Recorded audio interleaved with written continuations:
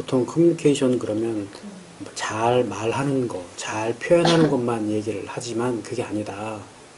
잘 말하는 거, 잘 표현하는 건 기본이고 거기에 그 다음 전달, 또렷하게 전달할 수 있어요. 내가 아무리 말을 잘하면 뭐하냐고 또렷하게 전달이 안 되면 커뮤니케이션 문제가 생겨.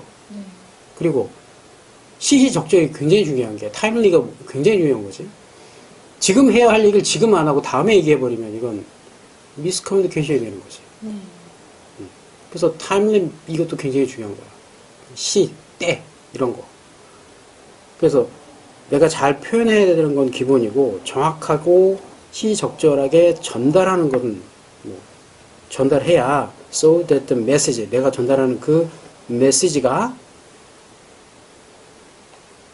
혼란이나 오역 없이 오역을 최소화해서 전달되고 이해될 수 있다. 같은 뭐 사람들끼리 대화할 때도 미스언더스탠딩이 많이 일어나는데 이게 국적이 다르고 핫도그 넣고 있어. 국적이 다르고 뭐 나이가 다르고 그렇지 나이가 다르면 이게 본인이 사용하고 있는 언어도 다르단 말이야. 쓰는 단어도 다르고 그렇지? 거기에 발음도 다르고 무전으로 뭐 전화처럼 미주알 고주알 다 얘기할 수도 없고 또 심지어 통신 감도에 따라 발음이 정확하게 안 들리기도 해. 맞아요. 더 어렵지. 그래서 정해진 용어를 써야 하고 그래서 뭐 콜사인이나 여러 가지 약어, 코드 이런 거를 굉장히 많이 쓴다는 얘기지. 그래서 흔히 우리가 알고 있는 것 중에 뭐 알파, 브라보, 찰리, 델타 이렇게 쓰는 것들 있잖아. 네. 넌버벌 같은 경우에는 미스언더스탠딩 정도가 아니라 거꾸로 오역이 되는 경우도 많다. 이런 거지. 비언어적인.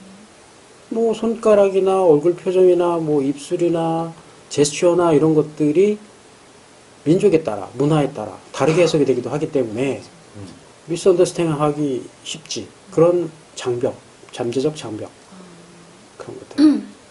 뭐 심지어 단어도 다르게 쓸 수도 있어. 또 여기 비행기 쪽에는 전문화된 용어들이 많이 있는데 본인이 모르고 있다가 뭐 지금 여기서도 그런 일이 많이 벌어지는 게 본인이 상식적으로 알고 있던 단어의 뜻과 여기서는 다르게 쓰이거든. 그래서 오해하는 경우. 특히 제일 많이 문제가 됐던 것 중에 하나는 그 외국인들 가르칠 때거든. 미국인들이 한국 사람들 특히 이제 동양인들이 가서 미국 조종사 공부를 할 때 이 커뮤니케이션 문제가 굉장히 많아. 못 알아듣는 거야. 이 전문 용어라서 못 알아듣는 것도 있는데 발음도 그렇고 또 사람의 이제 성향이나 인성에도 달려 있는데 이게 당연히 우린 외국인이고 그럼 그걸 배려해서 좀 천천히 또박또박 말을 해줄 수도 있어야 하는데 이게 성질이 들어온 인간들도 가끔 있어서 막 버벌도 중요하지만 넌버벌도 굉장히 중요하다는 거 알고 있어야 된다. 근데 이건 조종사끼리나 조종사나 뭐 지상요원이나 뭐 ATC나 승무원이나 뭐 이런 관계들 되는 사람들 항공기를 조종하는 과정 안에서 주변 사람들과 소통하는 과정 안에 이게 다 포함이 된다. 또 넌버벌이 될 수밖에 없는 또 그런 상황도 많이 있잖아. 뭐 영화에도 많이 보듯이 조종사가 지상요원들하고 소통할 때 어떻게 말로 하냐? 안 되잖아요. 탑건에서도 다 손짓으로 하지 이렇게. 네. 그 다 그런 거야. 사인.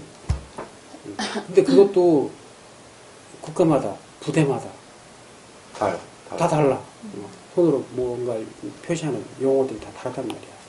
그건 군사적인 부분이니까 다 다른데 일반 항공에서는 거의 통일되어 있어. 뭐 ATC 한 2개 정도 지나간다. 뭐 그러면 2시간 정도 비행을 한다. 그러면 보통은 다 예측하지. 날씨 그 2시간 이내면 날씨가 변해봐야 얼마나 변하겠어.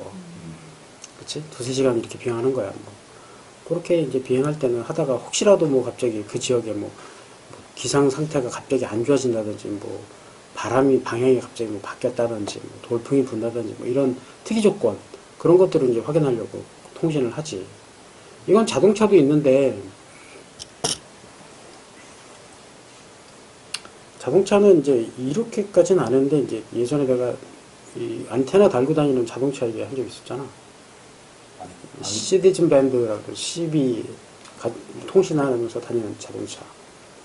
그게 한때는 유행을 했었는데 요즘 그거 하는 사람이 많지는 않은데 화물 자동차나 일부 택시에는 달려있는 게 가끔 있어. 그래서 안테나 달고 다니는 차들이 있어.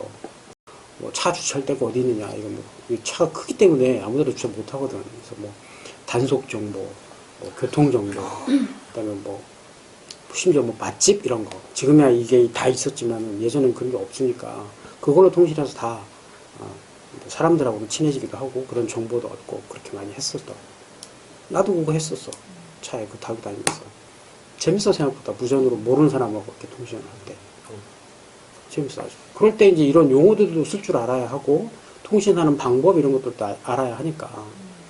그다음에 뭐 심지어는 채널 같은 거. 채널도 다 규약이 있거든. 그래서 일반적인 뭐 채널이라고 하더라도 뭐 비상 채널, 뭐 공용 채널, 전용 채널.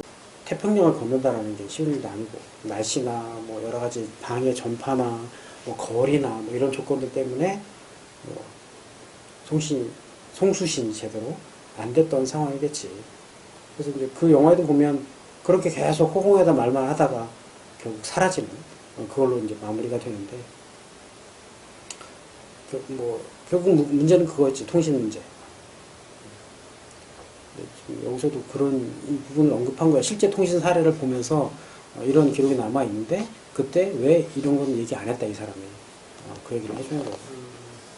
내가 제대로 듣는 것도 중요하지만 상대방이 제대로 이해할 수 있도록 말을 해주는 것도 중요하고, 그렇지? 일단은 내가 들은 부분에 대해서 정확하게 인지하고 나 스스로 확신이 있는지 확인하는 과정. 그 부분. 나 정확히 들었어. 근데 예를 들면 정확히 안 들은 것 같은데 이게 이거 같은데 라고 추측해갖고 바로 다음을 해버리면 안 된다는 얘기야. 못 들었으면 혹은 뭐 잘 이해가 안 됐으면 다시 확인해야 되니까 내가 지금 제대로 들었나? 제대로 이해했나? 내가 들은 게 이게 맞나? 이런 확인하는 거죠. 커뮤니케이션 하는 건 전달자랑 수신자 입장에서 이렇게 이런 상황에서 이런 말을 하면 이건 이런 뜻이야 라고 서로 공유가 되어야 되잖아. 그렇지? 근데 이런 상황에서 이렇게 얘기하면 이건 이런 뜻이야 라고 나는 알고 있는데 상대가 모를 수도 있지.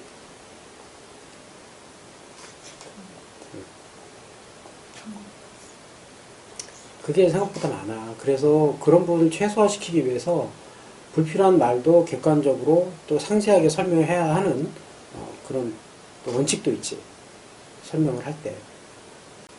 그래서 뭐 예를 들면 영화에도 그런 장면이 가끔 나오는데 뭐 이름 말할 때 스펠링을 굳이 표현해주는 이런 장면들 나오잖아.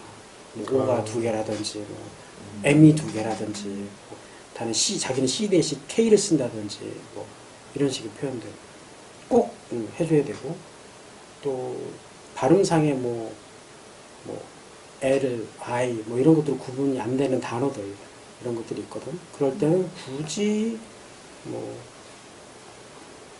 우리나라에서도 이렇게 전화 통화하다가 뭐 숫자 자기 전화번호 불러줄 때 굳이 뭐 이렇게 예를 들면 내 번호 내가 할 때 뭐뭐에 1784 이렇게 보면 잘 못 알아들을 수 있어 사람들은. 1784번 이렇게 표현해 주자. 그렇지? 뭐 그런 식으로 표현하듯이 이름도 이렇게 발음해서 상대가 알아듣기 어려운 이런 단어들이 있을 때는 뭐 다른 단어로 표현을 해주지. 송아지 송 뭐 이렇게 강아지 강 이런 식으로 표현을 해주잖아. 영어도 그런 게 있다 이거야. 아예 혼용을 막기 위해서